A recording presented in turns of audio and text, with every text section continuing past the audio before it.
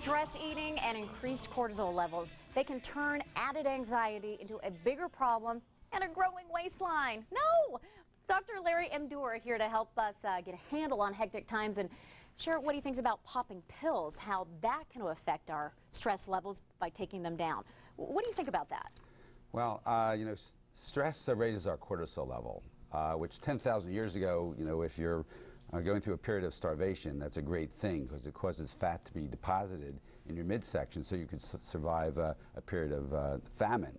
Now we call that a beer belly. We call that a beer belly because we're all still under stress. We can't pay our mortgage, problems with our relationships, but now there's all this food available, and the cortisol induces the fat to accumulate in our midsection. I don't think that this is going to be breaking news to anyone, but what are some of the biggest factors of stress that we're dealing with?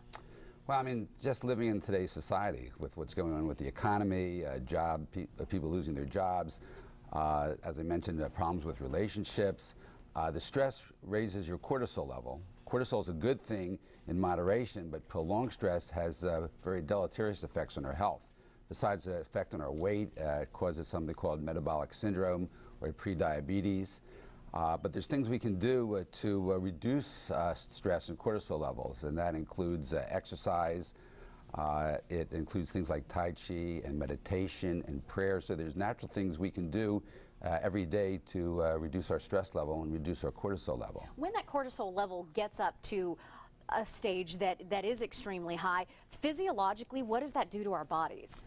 Well, prolonged stress and cortisol will raise our blood pressure, which is good if you have to get through an immediate task. But prolonged stress, it causes hypertension, it contributes to heart disease, diabetes, and stroke. So you don't want to be stressed out all the time. It's not good for your health. Absolutely not. You have some medicine that you brought in today, and you say that there are some things you can take that can help combat with stress, but they're more the natural products. Well, natural products are things like green tea. Green tea has an amino acid in it called L-theanine, which reduces our stress. This is a product called Serenogen from Metagenics, which has Chinese herbs in it. It's a nutraceutical, which can be taken, that also helps reduce your cortisol level. People that have taken this, Dr. Emdur, what have you heard from them? Well, it has kind of a calming effect. And when your cortisol levels are high, you're jittery, you're nervous, you fly off the handle. This more is a calming effect, and it's a natural way to go. You were talking about some stress relievers, and I just want our viewers to be able to see them on the screen, because sometimes it helps when you get them in writing and you think, I know these things, they are common sense, but you know what? I've got to implement more of these in my life. So exercise, how would you recommend someone to introduce that into their routine if just they've never done it before? Go out for a walk, when you get a lunch break. Exercise will lower your cortisol level, reduce your blood pressure. It helps you with your memory, and it's cheap and it's easy. Yeah. Tai Chi, yoga, prayer, read a book, take a vacation. All these things reduce your cortisol level, reduce your stress level, reduce your blood pressure, and you'll live longer. One thing that I think is so neat up there, laughter. We hear laughter is a good medicine, but you're saying, it really is. Oh, absolutely. This is a physiologic mechanism to reduce stress. I went to a class one time covering a story where it was a laughing yoga class where they were combining some yoga moves and then making themselves laugh to reduce stress. So it can really work. Yoga is probably, I didn't mention, is one of the prime ways to reduce stress. And combining that with laughter would be a great thing, absolutely.